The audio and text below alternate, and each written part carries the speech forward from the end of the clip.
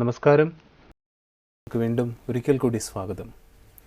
മൂല്യങ്ങൾ ജീവിതത്തിൽ എന്ന വിഷയത്തിൽ നമ്മൾ ഗവേഷണം ചെയ്തുകൊണ്ടിരിക്കുന്നു. ആധ്യാത്മികത മനസ്സിനകത്തുള്ള പരീക്ഷണശാലയാണ്. പലതരം പരീക്ഷണങ്ങൾ നമ്മളിവിടെ നടത്തുന്നു. ശാസ്ത്രത്തിൽ എങ്ങനെയാണോ കൃത്യമായ അളവിൽ ചേരുവയിൽ അനുപാതങ്ങൾ ചേർക്കുന്നത്, അപ്പോൾ ശരിയായ കൃത്യമായ റിസൾട്ട് ഉണ്ടാകുന്നത് പോലെ തന്നെ ആധ്യാത്മിക മൂല്യങ്ങളുടെ ചേരുവയും കൃത്യമായ റിസൾട്ട് നമുക്കുണ്ടാക്കിത്തരും, ജീവിതത്തിൽ വിജയമുണ്ടാക്കിത്തരും എന്ന് നമ്മൾ കണ്ടു. എന്നാൽ മനസ്സിനകത്തെ പരീക്ഷണശാലയിൽ നമ്മൾ ഉപയോഗിക്കുന്ന വസ്തുക്കൾ വളരെ സൂക്ഷ്മമായതുകൊണ്ട് ഒരല്പം ശ്രദ്ധ കൂടുതൽ ആവശ്യമാണ്. ആ ശ്രദ്ധയാണ് നമുക്കിന്ന് വേണ്ടത്. നമ്മുടെ യാത്രയിൽ ഇന്ന് നമുക്ക് ഏറ്റവും പ്രധാനപ്പെട്ട, ലോകത്തിലെല്ലാവരും അന്വേഷിച്ചു കൊണ്ടിരിക്കുന്ന, എന്നാൽ അധികം ആരും കണ്ടെത്താത്ത, ഒരു പ്രഹേളിക എന്നോണം ആൾക്കാർ തേടിക്കൊണ്ടിരിക്കുന്ന ആ പ്രധാനപ്പെട്ട മൂല്യത്തെക്കുറിച്ച് നമുക്ക് ചർച്ച ചെയ്യാം. ശാന്തി.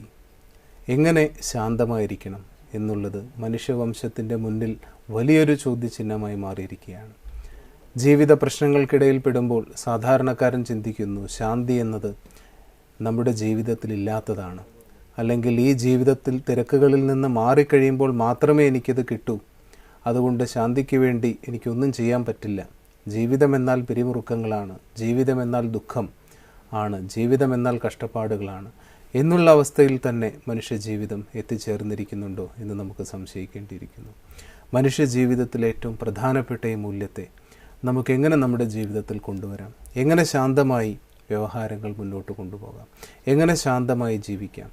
എങ്ങനെ ശാന്തമായി ഒരു നല്ല സമൂഹത്തെ കെട്ടിപ്പടുക്കാം? നമ്മുടെ ഈ ചർച്ചയിൽ ഇന്ന് നമ്മെ നയിക്കാൻ നമ്മോടൊപ്പമുണ്ട് ബ്രഹ്മകുമാരീസ് തിരുവനന്തപുരം കേന്ദ്രത്തിലെ ബ്രഹ്മകുമാരി ശരണ്യ സിസ്റ്റർ. സിസ്റ്റർ, ഇന്നത്തെ എപ്പിസോഡിലേക്ക് സ്വാഗതം. ഓം ശാന്തി. നമ്മൾ മൂല്യങ്ങളെക്കുറിച്ചുള്ള ചർച്ചയിലാണ്. പ്രധാനപ്പെട്ട പല കാര്യങ്ങളും നമ്മൾ കണ്ടു കഴിഞ്ഞു.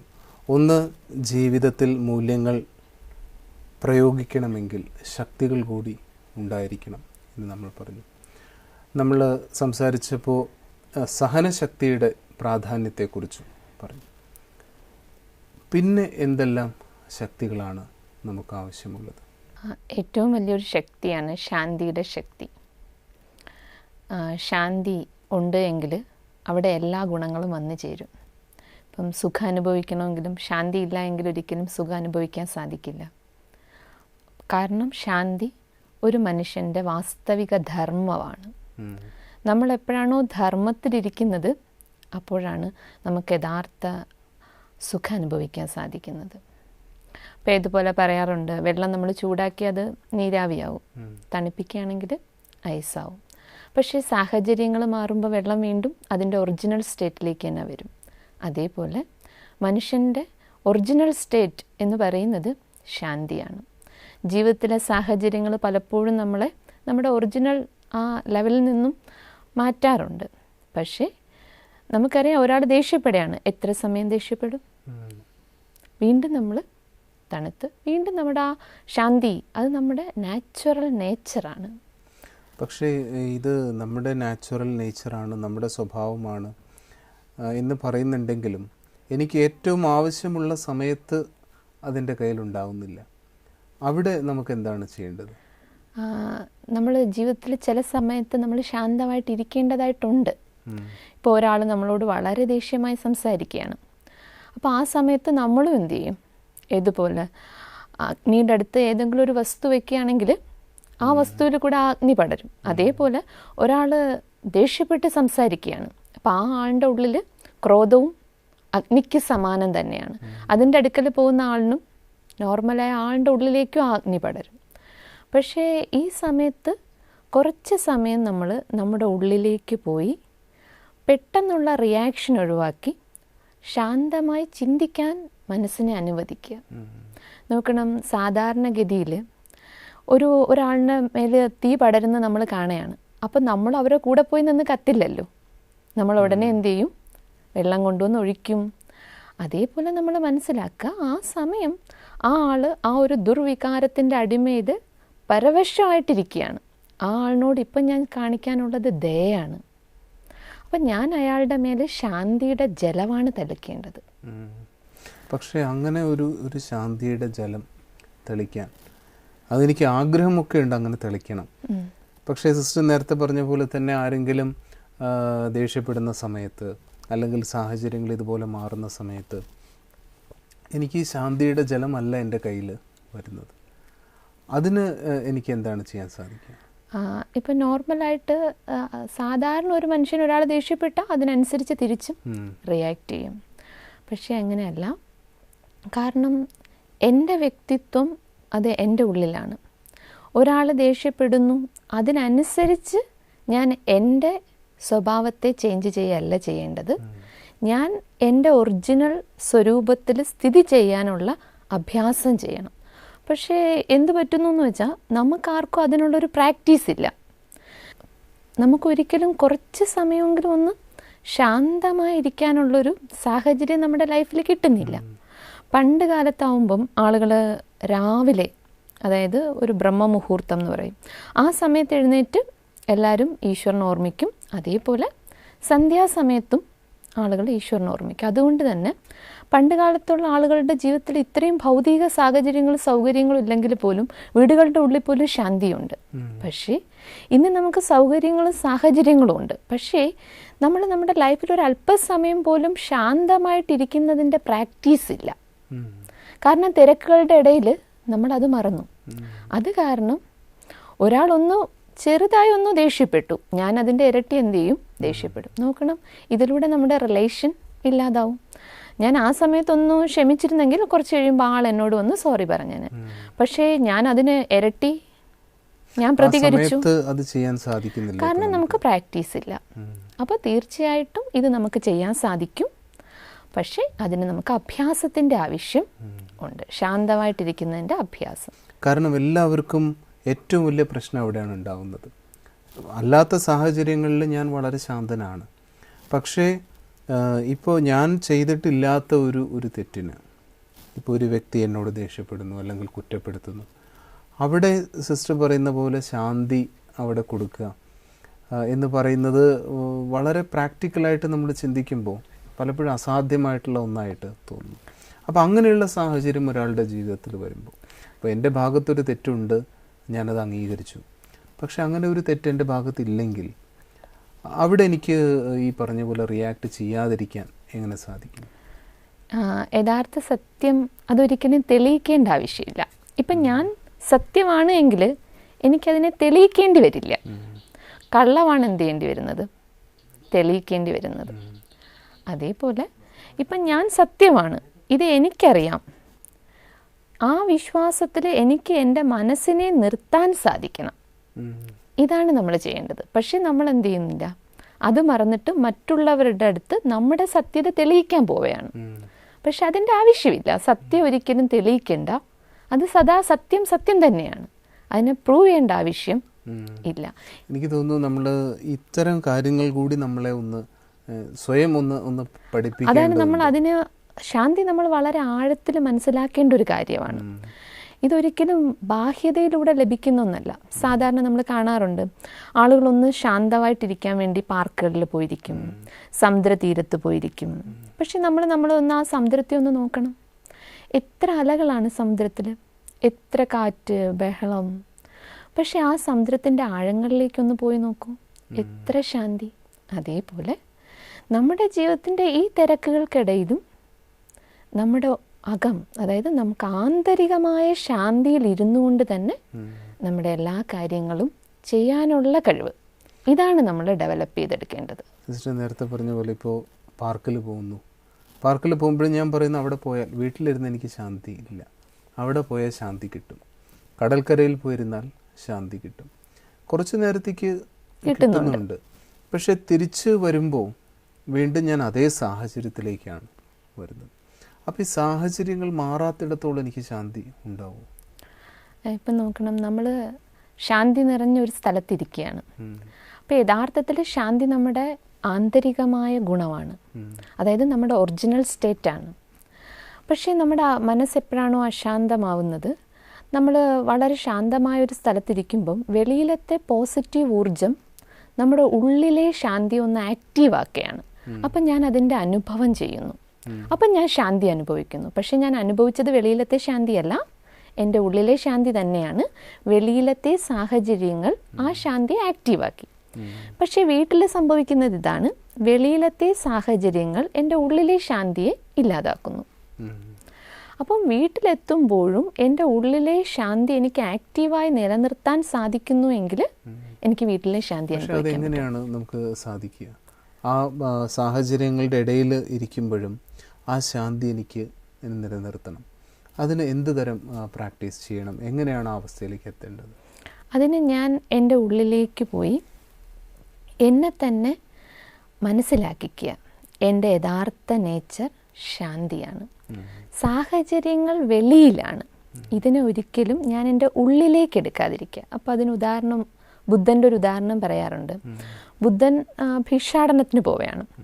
പോകുന്ന സമയത്ത് ഓരോ വീട്ടിൽ ഭിക്ഷ യാചിക്കും. അപ്പോൾ ഒരു വളരെ സമ്പന്നൻ്റെ വീട്ടിൽ അദ്ദേഹം ഭിക്ഷ യാചിക്കുന്ന സമയത്ത് ആൾ വന്നു ഒരുപാട് വഴക്ക് പറഞ്ഞു. അതായത്, താങ്കളൊരു യുവ ചെറുപ്പക്കാരനല്ലേ, താങ്കൾക്ക് എന്തുകൊണ്ട് ജോലിക്ക് പോയിക്കൂടാ? എന്തിനാണ് ഭിക്ഷാടനത്തിന് നടക്കുന്നത്? മറ്റുള്ളവർ സമ്പാദിക്കുന്നതിന് വെറുതെ കഴിക്കുകയല്ലേ? അങ്ങനെ ഒരുപാട് വഴക്ക് ബുദ്ധനെ പറയുന്നുണ്ട്. അങ്ങനെ ഒരുപാട് വഴക്ക് പറഞ്ഞിട്ടും ബുദ്ധൻ്റെ ആ ശാന്തി നിറഞ്ഞ അവസ്ഥയ്ക്ക് ഒരു മാറ്റം ഉണ്ടായില്ല.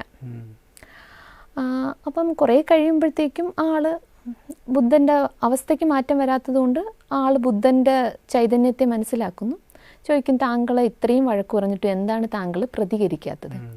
അപ്പം അദ്ദേഹം പറയുന്നുണ്ട്, ഞാൻ താങ്കളോട് ആഹാരമാണ് ചോദിച്ചത്, പക്ഷേ താങ്കൾ ഇപ്പം എനിക്കൊരു പശുവിനെ തരെയാണ്. പക്ഷേ അപ്പോൾ ആ പശുവിനെ എനിക്ക് ആവശ്യമില്ല. അപ്പോൾ ആ പശു ആരുടെ തന്നെയാണ്? താങ്കളുടെ തന്നെയാണ്. അപ്പം അതേപോലെയാണ് താങ്കൾ തന്ന വാക്കുകൾ. അപ്പോൾ എപ്പോഴാണോ ഒരു വെളിയിലത്തെ സാഹചര്യം ഞാൻ എൻ്റെ ഉള്ളിലേക്ക് എടുക്കുന്നത്, അപ്പോഴാണ് ഞാൻ ഡിസ്റ്റർബ് ആവുന്നത്. അഥവാ ആ സാഹചര്യത്തെ അഥവാ വാക്കുകളെ അല്ലെങ്കിൽ പ്രശ്നത്തെ ഞാൻ വെളിയിൽ തന്നെ നിർത്തുകയാണ് എങ്കിൽ ഐ ആം കംഫർട്ട്. പക്ഷേ സാഹചര്യങ്ങൾ വരുമ്പോൾ നമ്മളത് നമ്മുടെ ഉള്ളിലേക്ക് അതിനെ കൊണ്ടുവരുന്നു, നമ്മുടെ സങ്കല്പങ്ങളിലൂടെ. വേണമെങ്കിൽ അതിനെ ഉള്ളിലേക്ക് എടുക്കാതിരിക്കാനുള്ള ഒരു ചോയ്സ് നമുക്കുണ്ട്. കാരണം തോട്ട് ഞാനാണ് ക്രിയേറ്റ് ചെയ്യുന്നത്, ചിന്തകൾ ഞാനാണ് രചിക്കുന്നത്. അപ്പം ഞാൻ ചിന്തിക്കുന്നതിനനുസരിച്ച് എനിക്ക് എൻ്റെ സാഹചര്യത്തെ മാറ്റാൻ പറ്റും. പ്രശ്നത്തിനെ കുറിച്ച് ചിന്തിക്കുമ്പോഴാണ് പ്രശ്നം എൻ്റെ ഉള്ളിലേക്ക് വരുന്നത്. പ്രശ്നമുണ്ട്, അത് മനസ്സിലാക്കുക. പക്ഷെ അതിനെക്കുറിച്ച് ചിന്തിച്ച് ടെൻഷൻ അടിക്കുക, അത് വേറൊരു തലമാണ്. ശരിയാണ്. കാരണം നമ്മൾ കൂടുതൽ നമ്മുടെ ഈ ഫോക്കസ് മുഴുവൻ പ്രശ്നങ്ങളിലേക്കാണ്. കൂടുതൽ മനസ്സ് പ്രശ്നങ്ങളിലേക്ക് പ്രതി ചിന്തിക്കുന്നു. പക്ഷേ നമ്മൾ പ്രശ്നത്തെ മനസ്സിലാക്കിയിട്ട് ശാന്തമായി, അപ്പം നമുക്കതിൻ്റെ സൊല്യൂഷൻ കിട്ടും. കാരണം എപ്പോഴാണോ ഒരു ജലം അഴുക്ക് നിറഞ്ഞിരിക്കുകയാണ് അല്ലെങ്കിൽ കലങ്ങി കിടക്കുകയാണ്, അപ്പോൾ അതിൻ്റെ ഉള്ളിലുള്ള വസ്തുക്കൾ നമുക്ക് കാണാൻ സാധിക്കില്ല. പക്ഷെ എപ്പോഴാണോ തെളിയുന്നത്, അപ്പോഴാണ് അതിൻ്റെ ഉള്ളിൽ എന്താണ് എന്ന് നമുക്ക് അറിയാൻ സാധിക്കുന്നത്. അതേപോലെ പ്രശ്നങ്ങളിൽ അശാന്തമായിരിക്കുന്ന മനസ്സിനൊരിക്കലും സൊല്യൂഷൻ കണ്ടെത്താൻ സാധിക്കില്ല. എല്ലാവരുടെ ജീവിതത്തിലും പ്രശ്നങ്ങളുണ്ട്, പക്ഷേ നമുക്കതിൻ്റെ സൊല്യൂഷനും കണ്ടെത്താൻ സാധിക്കും. പക്ഷേ ഞാൻ അതിനായിട്ട് വളരെ ശാന്തമായി എൻ്റെ ഉള്ളിലേക്ക് തന്നെ പോകണം. എൻ്റെ ഉള്ളിലെ പ്രശ്നങ്ങളെ തിരിച്ചറിയാൻ എനിക്ക് സാധിക്കണം. അപ്പോൾ എനിക്കതിൻ്റെ സൊല്യൂഷൻ. അപ്പോൾ ശരിക്കും ഈ ശാന്തി പുറത്തല്ല അകത്താണെന്ന് പറഞ്ഞ പോലെ പ്രശ്നങ്ങളും പുറത്തല്ല കിടക്കുന്നത്. പ്രശ്നങ്ങൾ പുറത്താണ്, പക്ഷേ നമ്മൾ അതിനെ പതുക്കെ തോട്ടിലൂടെ അകത്തേക്ക് കൊണ്ടുവരുന്നു. അപ്പോഴാണ് നമ്മുടെ ഉള്ളിൽ അതൊരു പ്രശ്നമാവുന്നത്. അല്ല എങ്കിൽ പ്രശ്നം വെളിയിൽ തന്നെയാണ്. പക്ഷെ ഞാൻ തോട്ടിലൂടെ പ്രശ്നത്തെ എൻ്റെ ഉള്ളിലേക്ക് കൊണ്ടുവരുമ്പം അത് എൻ്റെ ഉള്ളിലെ പ്രശ്നമായി. അപ്പം ഞാൻ അശാന്തമായി. അതിനു പകരം ഞാൻ വളരെ ശാന്തിയിലിരുന്ന് പ്രശ്നത്തെ അനലൈസ് ചെയ്യുക, പ്രശ്നത്തെ മനസ്സിലാക്കിക്കൊണ്ട് ശാന്തമായി സൊല്യൂഷനെ കുറിച്ച് ചിന്തിക്കുക. പക്ഷെ അത് ശാന്തമായ മനസ്സിന് മാത്രമേ സൊല്യൂഷൻ കൊടുക്കാൻ പറ്റൂ. നമ്മുടെ ലൈഫിൽ എപ്പോഴാണോ നമ്മൾ വേറിട്ടിരുന്ന കാര്യങ്ങളെ കാണുന്നത്, അപ്പോൾ നമുക്ക് യഥാർത്ഥ ഡിസിഷൻസ് എടുക്കാൻ സാധിക്കും, പ്രശ്നങ്ങളെ സോൾവ് ചെയ്യാനും സാധിക്കും. ഡിസിഷൻ എടുക്കുന്ന ഈ ഒരു കഴിവ് അല്ലേ, ഡിസിഷൻ, അത് ഏറ്റവും പ്രധാനപ്പെട്ട ഒന്നാണെന്ന് തോന്നുന്നു. കാരണം നമ്മൾ എടുക്കുന്ന ചില തീരുമാനങ്ങൾ ചിലപ്പോൾ തെറ്റിപ്പോകുന്നു, ചിലപ്പോൾ പിന്നീട് കൂടുതൽ പ്രശ്നങ്ങൾ ഉണ്ടാവുന്നു. അപ്പോൾ അവിടെ നമുക്ക് ഈ പറഞ്ഞതുപോലെ ശാന്തമായിട്ട് തന്നെ, അതിങ്ങനെ പറയാറുണ്ട്, നോക്കണം, നമ്മുടെ മനസ്സും ബുദ്ധിയും ഏകാഗ്രമാവുമ്പോഴാണ് യഥാർത്ഥ ഡിസിഷൻ എടുക്കാൻ പറ്റുന്നത്. നമ്മളിപ്പോൾ ഒരു കടയിൽ പോയി സാധനം വാങ്ങുമ്പം പണ്ട് കാലത്ത് ഒരു ത്രാസിൽ പടി വയ്ക്കും, ഒരു ത്രാസിൽ സാധനം വയ്ക്കും. പക്ഷേ ആ സൂചി എപ്പോഴാണോ ഏകാഗ്രമാവുന്നത് അപ്പോഴാണ് താഴെ എടുത്തത് കറക്റ്റ്. അഥവാ ഒരു സൈഡിലോട്ട് അത് ചായയാണ്, അപ്പം ഡിസിഷൻ തെറ്റാണ്.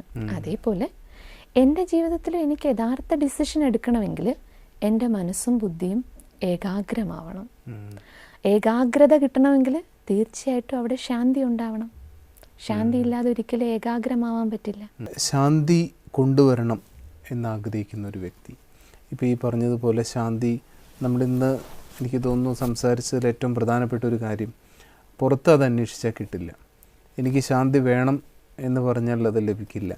ഇവർ ശാന്തി തരട്ടെ എന്ന് പറഞ്ഞാൽ അത് കിട്ടില്ല. ഇത് ഞാൻ തന്നെ ഉണ്ടാക്കണം എന്ന് പറഞ്ഞു. അത് ഉണ്ടാക്കാൻ എനിക്ക് പിന്നീട് എന്തെല്ലാം ചെയ്യാൻ സാധിക്കും? ശാന്തി ഉണ്ടാക്കുന്നതിനായിട്ട് ആദ്യമായി നമ്മൾ ചെയ്യേണ്ടത് അന്തർമുഖിയാകും. അതായത് നമ്മുടെ ഉള്ളിലെ പവേഴ്സിനെ നമ്മൾ തിരിച്ചറിയണം. എൻ്റെ ഉള്ളിലെ ശാന്തിയുടെ ശക്തിയെ ഞാൻ തന്നെ തിരിച്ചറിയണം. എപ്പോഴാണോ ഞാനത് തിരിച്ചറിയുന്നത്, അപ്പോൾ അത് എന്നിൽ നിന്നും പ്രവഹിക്കാൻ തുടങ്ങും. അതേപോലെ മറ്റുള്ളവരുടെ പാർട്ട്, അതായത് ഓരോരുത്തരും ജീവിതത്തിൽ ചെയ്യുന്നത് അവരവരുടേതായ റോളാണ്. ഈ റോളിനെ നമ്മൾ അക്സെപ്റ്റ് ചെയ്യുക. ഏതുപോലെ ഒരു നാടകത്തിൽ വില്ലനും നായകനും ഒരുപോലെ റോൾ ചെയ്യാൻ പറ്റില്ല. അതേപോലെ ഓരോരുത്തരുടെ റോളിനെയും അക്സെപ്റ്റ് ചെയ്യുകയാണെങ്കിൽ നമുക്ക് ശാന്തമായിട്ടിരിക്കാൻ സാധിക്കും. എന്ന് വെച്ചാൽ നമ്മളിപ്പോൾ ഒരു സിനിമയിലോ നാടകത്തിലൊക്കെ കാണുന്ന പോലെ തന്നെ ഈ ജീവിതം ഒരു നാടകമാണ്. അതിൽ നമ്മൾ ഓരോരുത്തരും അവരവരുടേതായ റോളാണ്. ഓരോരുത്തരും യുണീക്കാണ്. അത് നമ്മൾ അംഗീകരിക്കുക. മാത്രമല്ല വേറൊരു അതിലെനിക്ക് തോന്നുന്നു പ്രധാനപ്പെട്ട ഒരു കാര്യം, ഞാനും എല്ലാവരും അവരവരുടെ റോൾ അഭിനയിക്കുകയാണെങ്കിൽ ഞാനും എൻ്റെ റോളാണ് അഭിനയിക്കുന്നത് അല്ലേ. അപ്പോൾ ഒരു ആക്ടർ എന്നുള്ള നിലയിൽ എനിക്ക് മറ്റുള്ളവരുടെ അഭിനയം വിശകലനം ചെയ്യേണ്ട ആവശ്യമില്ല. അതുകൊണ്ട് മറ്റുള്ളവരെ റോളിനെ കണ്ടിട്ട് എൻ്റെ റോളിനെ ഞാൻ മറക്കാതിരിക്കും. ഞാൻ ഒരിക്കലും നാടകത്തിൽ നായകൻ്റെ പാർട്ട് കണ്ടിട്ട് വില്ലൻ്റെ റോൾ മറക്കാറില്ല. അതേപോലെ ഈ നാടകത്തിൽ എൻ്റെ ജീവിതത്തിൽ ഞാൻ എങ്ങനെ ജീവിക്കണം, ഇത് എൻ്റെ റോള് ഞാൻ ഫിക്സ് ചെയ്യൂ. അതിൽ ഞാൻ ഒരിക്കലും മറ്റുള്ളവരെ നോക്കേണ്ട ആവശ്യമില്ല. ഇതിലൂടെ നമ്മുടെ ജീവിതം നമുക്ക് ശാന്തമാക്കാൻ സാധിക്കും. ഇപ്പം സംഭവിക്കുന്നതെന്ന് വെച്ചാൽ മറ്റുള്ളവരുടെ റോളിനനുസരിച്ച് നമ്മൾ നമ്മുടെ റോള് മാറ്റിക്കൊണ്ടിരിക്കുകയാണ്. കാരണം ഏറ്റവും കൂടുതൽ ശാന്തി നഷ്ടപ്പെടുന്നതും ഈ ഒരൊറ്റ കാര്യത്തിലാണെന്ന് തോന്നുന്നു. ലോകം മുന്നോട്ട് പോയിക്കൊണ്ടിരിക്കുന്ന എങ്ങനെയാണെന്ന് നോക്കിയിട്ട് ശാന്തി നഷ്ടപ്പെടുക, അല്ലെങ്കിൽ മറ്റുള്ളവർ ചെയ്യുന്നത് നോക്കിയിട്ട് എൻ്റെ ശാന്തി നഷ്ടപ്പെടുക. അപ്പോൾ ആ സമയത്തും എനിക്കിതിനെ സ്ഥിരമായിട്ട് നിർത്താൻ പറ്റും എന്നാണ് പറയുന്നത്. ഏതൊരു സമയത്തും നമുക്ക് നമ്മുടെ മനസ്സിൻ്റെ സ്ഥിതി സ്ഥിരമായിട്ട് നിർത്താൻ സാധിക്കും. പക്ഷേ അതിന് നമ്മൾ വളരെ നാൾ അതിൻ്റെ അഭ്യാസം വേണം. ഒരുപാട് ശിക്ഷയ്ക്ക് വിധിച്ച് ഒരുപാട് നാളായിട്ട് ജയിലിൽ കിടക്കുന്നവരുണ്ട്. പക്ഷെ അവരോട് സംസാരിക്കാൻ എന്തുകൊണ്ടാണ് നിങ്ങൾ ഈ ജയിലിലേക്ക് വന്നത് പറയും, നമുക്കൊരു 3 മിനിറ്റ് നമുക്ക് ശാന്തമായിട്ട് ഇരിക്കാൻ പറ്റുമായിരുന്നെങ്കിൽ നമ്മുടെ ഈ ലൈഫ് ടൈം ഫുൾ നമ്മൾ ഈ ജയിലിൽ ചിലവഴിക്കേണ്ടി വരില്ലായിരുന്നു. ആ ഒരു പെട്ടെന്നുണ്ടായ ദേഷ്യം അത് കാരണം നഷ്ടപ്പെടുന്നത് ഒരു ലൈഫ് ഫുൾ പോയി. അതേപോലെ നമുക്ക് വരുന്ന ഒരു ചെറിയ ദേഷ്യം പോലും ചിലപ്പോൾ നമ്മുടെ ജീവിതം മുഴുവൻ ഇല്ലാതാക്കും. അല്ലാതെ കാരണം എപ്പോഴാണോ നമ്മൾ ദേഷ്യം അല്ലെങ്കിൽ ഏതെങ്കിലും ഒരു വികാരത്തിന് അടിമയാവുന്നത്, ആ സമയത്ത് നമ്മുടെ വിവേകം നഷ്ടപ്പെടുന്നു. ദേഷ്യം വന്ന സമയത്ത് ചിലപ്പോൾ എത്രയോ വില കൂടിയ വസ്തു ഞാൻ വലിച്ചെറിയുന്നു. എൻ്റെ ഏറ്റവും പ്രിയപ്പെട്ട ആളിനെ ഞാൻ ചിലപ്പോൾ കൊല്ലും. അതാണ് നമ്മുടെ ഉള്ളിലെ വിവേകത്തെയാണ് ക്രോധം അല്ലെങ്കിൽ ഏതൊരു വികാരമായാലും അത് നഷ്ടപ്പെടുത്തുന്നത്. എനിക്ക് തോന്നുന്നു ഇത്തരം ഇൻസിഡൻസ് സിസ്റ്റർ പറഞ്ഞ പോലെ പലർക്കും ജയിലുകളിൽ കിടക്കേണ്ടി വരുന്നത് ഈ ഒരു നിമിഷ നേരത്തുള്ള ഒരു റിയാക്റ്റീവ് റെസ്പോൺസാണ്. അപ്പോൾ ഇവിടെ വളരെ കെയർഫുള്ളായിട്ട് നമ്മൾ അല്ലേ ഓരോ ദിവസവും ശ്രദ്ധയോടുകൂടി തന്നെ നമ്മൾ മുന്നോട്ട് പോകേണ്ടിയിരിക്കുന്നു. നോക്കണം, ജീവിതം അത് നന്നായി ജീവിക്കാനും പഠിക്കണം. ഇന്ന് ആളുകൾ എങ്ങനെയെങ്കിലും അങ്ങ് ജീവിക്കുകയാണ്. കാരണം മൂല്യങ്ങൾക്ക് പ്രാധാന്യമില്ല. ജീവിതം ജീവിക്കാനുള്ള കലയാണ് സ്പിരിച്വാലിറ്റി. ജീവിതം എങ്ങനെ ജീവിക്കണം അത് പഠിപ്പിക്കുന്നത് സ്പിരിച്വാലിറ്റിയാണ്. പക്ഷേ ഇന്ന് ജീവിതത്തിൽ നമുക്ക് സ്പിരിച്വാലിറ്റിക്കോ ഗുണങ്ങൾക്കോ ഒരു പ്രാധാന്യവും നൽകുന്നില്ല. അതുകൊണ്ടാണ് ഇത്രയും പ്രശ്നങ്ങൾ ദിവസം കഴിയുന്തോറും വർദ്ധിക്കുന്നത്. ഇപ്പോൾ സിസ്റ്റർ പറഞ്ഞപ്പോൾ എനിക്ക് മനസ്സിലായത് പലരും പല രീതിയിൽ പെരുമാറുന്നു. അതവരുടെ റോളാണ് എന്ന് നമ്മൾ വിചാരിക്കുകയാണെങ്കിൽ കുഴപ്പമില്ല. പക്ഷെ അവിടെയും എനിക്ക് തോന്നുന്നു അവിടുന്ന് രക്ഷപ്പെടണമെങ്കിൽ, ആ സാഹചര്യത്തിൽ ബുദ്ധിമുട്ടില്ലാതെ എനിക്ക് പുറത്ത് കിടക്കണമെങ്കിൽ നമ്മളുടെ ഈ പ്രതികരണം തന്നെ നമ്മൾ അവസാനിപ്പിക്കണോ? എന്താണ് ചെയ്യേണ്ടത്? നോക്കണം, ഒരിക്കലും പ്രതികരിക്കാതിരിക്കുക എന്നില്ല, ഉടനടി പ്രതികരിക്കാതിരിക്കുക. ഇപ്പം നോക്കണം, ഒരു കുട്ടി നീ ഇവിടെ വീണു എന്ന് പറഞ്ഞ് അമ്മ അടിക്കുകയാണെങ്കിൽ ആ കുട്ടിക്ക് കൂടുതൽ വിഷമം വരും. അതേപോലെ ഒരാൾ ക്രോധത്തിൽ നിൽക്കുകയാണ്, അയാൾക്ക് തിരിച്ചറിയാനുള്ള കഴിവ് ആ സമയം ഇല്ല. അയാൾ ഞാൻ ഒരുപാട് ദേഷ്യത്തിൽ ഞാൻ കുറേ മനസ്സിലാക്കാൻ ശ്രമിക്കുകയാണ്, പക്ഷേ ഇത് വേസ്റ്റാണ്. അതുകൊണ്ട് നമ്മൾ അവർക്ക് കാര്യങ്ങൾ പറഞ്ഞ് മനസ്സിലാക്കിക്കുക. പക്ഷെ അത് എപ്പോഴാണ് അവർക്ക് മനസ്സിലാക്കാൻ സാധിക്കുന്നത്? അവരെപ്പോഴാണോ ശാന്തമായിട്ടിരിക്കുന്നത്.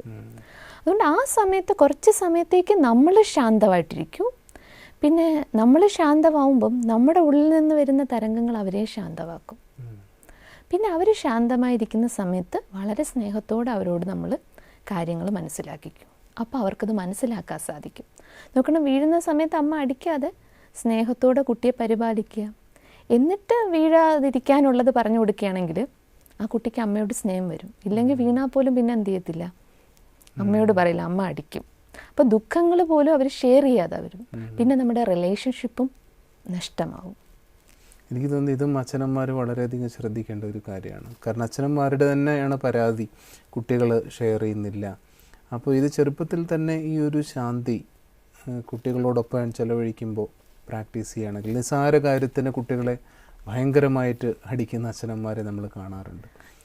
അതായത് ഇപ്പം നോക്കണം, നമുക്ക് അവർ പറയുന്ന കാര്യങ്ങളെ ശാന്തമായിരുന്ന് കേൾക്കാനുള്ള ഒരു മനസ്സ് വേണം. ഇപ്പോൾ ഒരു കുട്ടി തെറ്റ് ചെയ്തു, പക്ഷെ അത് ശാന്തമായൊരു മാതാപിതാവ് കേൾക്കണം. എന്നിട്ട് അവർക്കതിൻ്റെ സൊല്യൂഷൻ കൊടുക്കണം. അവർക്കതിലെ തെറ്റ് എന്താണ് അത് മനസ്സിലാക്കിക്കണം. പക്ഷേ നമ്മൾ ചെയ്യുന്ന എന്താണ്, അവരങ്ങനെ ചെയ്തു എന്ന് കേട്ടു, അപ്പോൾ തന്നെ എനിക്ക് ദേഷ്യം വന്നു. ഇനി അതുമല്ല, ഇനി ആ ചെയ്യുന്നത് പോലും പലപ്പോഴും നമ്മൾ കണ്ടിട്ടുള്ളത് തീരെ ചെറിയ കുട്ടികളാണ്. തീരെ ചെറിയ കുട്ടികളുടെ എത്രയോ എക്സാമ്പിൾ ഞാൻ കണ്ടിട്ടുണ്ട്. അവിടെ ഒന്നും ചെയ്യേണ്ട ആവശ്യമില്ല, പക്ഷെ അച്ഛനമ്മമാർ ഒരുപാട് ആ ചെയ്തതിന് 5-6 വയസ്സുള്ള കുട്ടിയാണ്, തിരിച്ചറിവില്ലാത്ത കുട്ടിയാണ്. അപ്പോൾ എനിക്ക് തോന്നുന്നു ഇവിടെ അച്ഛനമ്മമാർ കുറച്ചധികം കെയർഫുൾ ആവേണ്ടിയിരിക്കുന്നു. കാരണം ഈ ഒരു സംസ്കാരം കൊണ്ടാണ് കുട്ടികൾ പിന്നീട് വളർന്ന് വരുന്നത്. ഇവിടെ കൂടുതൽ കെയർഫുൾ ആവേണ്ടത് അച്ഛനമ്മമാർ തന്നെയാണ്, മാതാപിതാക്കൾ തന്നെയാണ്. കാരണം നമ്മൾ മനസ്സിലാക്കണം, ഏതൊരു പ്രശ്നത്തിനും പരിഹാരം ശാന്തിയിലൂടെ ലഭിക്കും. എത്ര ബഹളം വെച്ചാലും നോക്കണം, ഗാന്ധിജി ശാന്തിയുടെ മാർഗം, അഹിംസയുടെ മാർഗമാണ് സ്വീകരിച്ചത്. പക്ഷേ ഭാരതത്തിന് സ്വാതന്ത്ര്യം നേടിക്കൊടുത്തത് ആരാണെന്ന് ചോദിച്ചാൽ പറയുന്നത് ഗാന്ധിജിയുടെ പേരാണ്. ബഹളങ്ങൾക്കും അല്ലെങ്കിൽ എന്തെങ്കിലും ബാഹ്യമായ പ്രകടനങ്ങൾക്കും പെട്ടെന്ന് ഫലം കിട്ടുന്നത് പോലെ തോന്നും, പക്ഷേ ശാശ്വതമായ ഫലം ലഭിക്കില്ല. അപ്പം കുട്ടികളും ശാന്തരായിട്ട് വളരണമെങ്കിലും അവരുടെ ജീവിതത്തിൽ അവരുടെ കുട്ടികൾക്കും അത് പ്രകടമാകണമെങ്കിലും കുട്ടിക്കാലം തൊട്ടേ അവർക്ക് അതിൻ്റെ ഒരു അഭ്യാസം മാതാപിതാക്കളിലൂടെ ലഭിക്കണം. പിന്നെ അതുമല്ല, ഇനിയിപ്പോൾ ചിലപ്പോൾ പ്രശ്നം ഉണ്ടാക്കുന്ന കുട്ടികളുണ്ടെന്ന് തന്നെ ഇരിക്കട്ടെ, ഇപ്പോൾ പ്രോബ്ലം കിഡ്സ് എന്ന് പറയുന്ന ഒരു ഗ്രൂപ്പ് തന്നെയുണ്ട്. അങ്ങനെയുള്ളവരിൽ പോലും അച്ഛനമ്മമാരുടെ കുറച്ചൊരു പക്വതയുടെയുള്ള സമീപനം ഒരുപാട് മാറ്റം ഉണ്ടാക്കുന്നതായിട്ട് കണ്ടിട്ടുണ്ട്. അതായത് നല്ല സ്നേഹമുള്ള പെരുമാറ്റം ഒരാളുടെ മനസ്സിൽ മാറ്റം വരുത്താൻ സാധിക്കും. അപ്പോൾ വളരെ ശാന്തമായിട്ടും സ്നേഹമായിട്ടും നമ്മൾ ഒരാളിനോട് പെരുമാറുകയാണെങ്കിൽ ആളുടെ ആന്തരികമായ എന്താണോ നെഗറ്റീവ് ഉള്ളത് അത് മാറ്റാൻ സാധിക്കും. ബാഹ്യമായ രീതിയിൽ നമുക്കത് അടിച്ചമർത്താനേ പറ്റുന്നുള്ളൂ, ഒരിക്കലും അതിനെ ഇല്ലാതാക്കാൻ സാധിക്കില്ല. പക്ഷേ അതിൻ്റെ വിത്ത് സഹിതം ഇല്ലാതാക്കണമെങ്കിൽ നമ്മൾ ആന്തരിക തലത്തിലേക്ക് പോകണം. അതിനാദ്യം ഞാൻ ശാന്തമാവണം, എങ്കിൽ മാത്രമേ എന്നെക്കൊണ്ട് അത് ചെയ്യാൻ സാധിക്കൂ. അപ്പം നോക്കണം, നമ്മൾ അശാന്തമാവുന്നതിന് കാരണം എന്താണ്? പലപ്പോഴും നമ്മുടെ ഉള്ളിലേക്ക് വരുന്ന വ്യർത്ഥമായ സങ്കല്പങ്ങൾ, പാസ്റ്റിൻ്റെ തോട്ടാവാം, അല്ലെങ്കിൽ ചിലപ്പോൾ ഫ്യൂച്ചറിൻ്റെതായ ചിന്തകളാവാം, അല്ലെങ്കിൽ വേറൊരാളിനെ കുറിച്ചുള്ള നെഗറ്റീവ് സങ്കല്പങ്ങളാവാം, ഇനി എൻ്റെ തന്നെ ബലഹീനതകളെക്കുറിച്ചുള്ള ചിന്തകളാവാം. ഇത് കാരണം നമ്മുടെ മനസ്സിൻ്റെ സ്വച്ഛത നഷ്ടപ്പെടുന്നു. എവിടെയാണോ നെഗറ്റീവ് ഉള്ളത്, അഴുക്കുള്ളത്, അവിടെ ഒരിക്കലും സ്വച്ഛതയുണ്ടെന്ന് പറയാൻ പറ്റില്ല. സിസ്റ്റർ ശാന്തിയുടെ പല വശങ്ങളെക്കുറിച്ച് സംസാരിക്കുന്നത് കൂടാതെ ശാന്തിയുടെ വശങ്ങളെക്കുറിച്ച് ഉൾക്കാഴ്ചകൾ തന്നതിനും ഹൃദയം നിറഞ്ഞ നന്ദി. ഓം ശാന്തി. ശാന്തി എന്നത് വളരെ ചെറിയൊരു പദമാണെങ്കിലും അത് പ്രായോഗികമാക്കാൻ നമ്മുടെ എല്ലാ ശക്തികളും നമ്മൾ പ്രയോഗിക്കണം. എന്നൊരു മഹാനായ സംഗീതജ്ഞൻ പറഞ്ഞത് എത്ര അർത്ഥവത്താണെന്ന് നമുക്ക് മനസ്സിലാകുന്നു. ഗാന്ധിജി നമ്മളോട് പറഞ്ഞു, ശാന്തിയിലേക്ക് വഴികളില്ല, ശാന്തി തന്നെയാണ് വഴി. ശാന്തി എൻ്റെ ഉള്ളിലാണ്, അത് പുറത്തന്വേഷിച്ചാൽ കിട്ടുന്നതല്ല എന്ന വലിയ സത്യത്തെ നമുക്ക് തിരിച്ചറിയാം. ശാന്തി കിട്ടാൻ ഞാൻ എവിടെ പോകണം, അല്ലെങ്കിൽ മറ്റുള്ളവർ ശരിയായാൽ ഞാൻ ശാന്തനാകും, ഞാൻ ഉദ്ദേശിക്കുന്നത് പോലെ കാര്യങ്ങൾ നടന്നാൽ ഞാൻ ശാന്തനാകും എന്ന് എത്ര കാലം ഞാൻ വിചാരിക്കുന്നുവോ അത്രയും കാലം ഞാൻ അശാന്തനായി തന്നെ ഇരിക്കും. ഈ ഉൾക്കാഴ്ചയെ നമുക്ക് ജീവിതത്തിൻ്റെ പാഠമാക്കി മാറ്റാം. അങ്ങനെ ശാന്തിയിൽ ഉറച്ചിരുന്നു കൊണ്ട് എല്ലാ കാര്യങ്ങളും ചെയ്യുന്ന ഉയർന്ന മാനസികാവസ്ഥയിലേക്ക് നമുക്ക് എത്തിച്ചേരാം. പക്ഷേ നമുക്ക് ലഭിച്ച ഏറ്റവും വലിയ ഉൾക്കാഴ്ചകളിലൊന്ന്, ഇത് അഭ്യാസം കൊണ്ട് മാത്രമേ നേടിയെടുക്കാൻ കഴിയൂ. എങ്ങനെയാണോ ഓട്ടവും ചാട്ടവും വായനയും എഴുത്തും പരിശീലിക്കുന്നത്, അതുപോലെ ശാന്തിയും പരിശീലിക്കണം, അഭ്യസിക്കണം. എല്ലാ ദിവസവും ശാന്തി പരിശീലിക്കാൻ ഒരല്പസമയം നമുക്ക് മാറ്റിവെക്കാം. ആന്തരികമായ ശക്തികളെ ഉണർത്താനും സർവ്വശക്തികളുടെയും സ്രോതസ്സായ ഈശ്വരനുമായി മനസ്സിനെ ബന്ധിക്കാനും ഒരല്പസമയം നമ്മുടെ തിരക്ക് പിടിച്ച ജീവിതത്തിൽ നമുക്ക് കണ്ടെത്താം. കാരണം ഈ സമയമാണ് നമ്മൾ യഥാർത്ഥത്തിൽ ജീവിക്കുന്നത്. ആ സമയമാണ് മറ്റ് സമയത്തെ മുഴുവൻ ഊർജ്ജമുള്ളതാക്കി തീർക്കുന്നത്. ഈ പാഠവും നമുക്ക് മറക്കാതിരിക്കാം. മൂല്യങ്ങളെക്കുറിച്ചുള്ള ചർച്ചകൾ നമ്മൾ വീണ്ടും തുടരും. ആഴമേറിയ ഉൾക്കാഴ്ചകളെ നമുക്ക് ജീവിതത്തിൽ പ്രയോഗിക്കാം. അങ്ങനെ സുന്ദരമായ ഒരു ജീവിതത്തിലേക്ക്, സുന്ദരമായ ഒരു സമൂഹത്തിലേക്ക് നമുക്ക് നടന്നെടുക്കാം. ഇത്രയും സമയം ഞങ്ങളോടൊപ്പം നിങ്ങൾ ചിലവഴിച്ചു. നിങ്ങളുടെ ഉൾക്കാഴ്ചകളും നിങ്ങളുടെ നിർദ്ദേശങ്ങളും നിങ്ങളുടെ സംശയങ്ങളും എല്ലാം ഞങ്ങളുമായി പങ്കുവയ്ക്കുക. തീർച്ചയായും നമുക്ക് ഈ കാര്യക്രമത്തെ, ഈ പരിപാടിയെ നമുക്ക് വളരെ മനോഹരമാക്കി മാറ്റാൻ അത് സഹായിക്കും. ഇത്രയും സമയം ഞങ്ങളോടൊപ്പം ചിലവഴിച്ചതിന് എല്ലാ മാന്യ പ്രേക്ഷകർക്കും ഹൃദയം നിറഞ്ഞ നന്ദി.